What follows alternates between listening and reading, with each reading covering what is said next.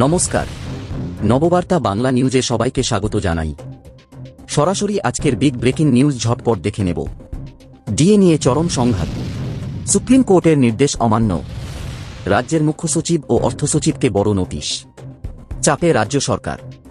শ্রোতা বন্ধুরা, প্রতিদিন সঠিক খবর নিয়মিত শোনার জন্য নববার্তা ইউটিউব চ্যানেলটিকে সাবস্ক্রাইব করুন।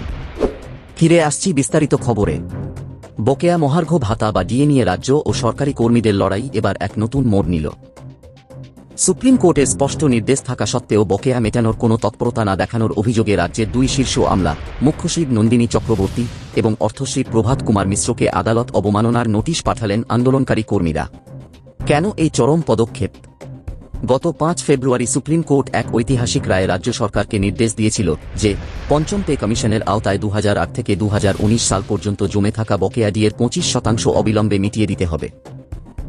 বিচারপতি সঞ্জয় কারোল এবং বিচারপতি প্রশান্ত কুমার মিশ্রের বেঞ্চ স্পষ্ট করে দিয়েছিল, এই অর্থ মেটানোর শেষ সময়সীমা ৩১ মার্চ ২০২৬। বাকি ৭৫% কিভাবে মেটানো হবে তা নির্ধারণের জন্য একটি কমিটিও গঠন করে দেয় আদালত। সুপ্রিম নির্দেশের এক সপ্তাহ পার হয়ে গেলেও রাজ্য সরকারের তরফে কোনো ইতিবাচক পদক্ষেপ না দেখায় ক্ষুব্ধ কর্মীরা।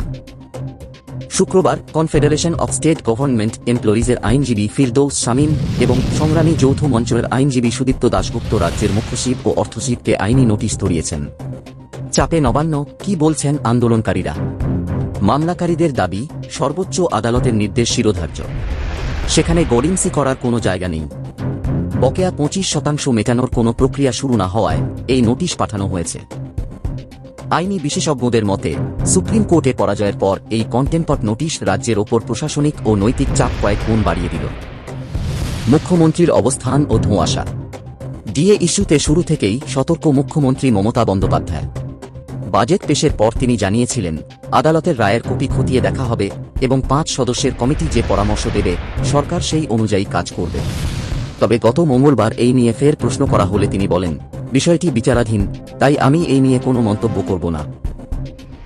রাজ্যের এই ধীরে চলো নীতি এবং আন্দোলনকারীদের আদালত অবমাননার পাল্টা চালে আগামী ৩১ মার্চের আগে ডিএ ইস্যু যে আরও তপ্ত হতে চলেছে তা বলাই বাহুল্য।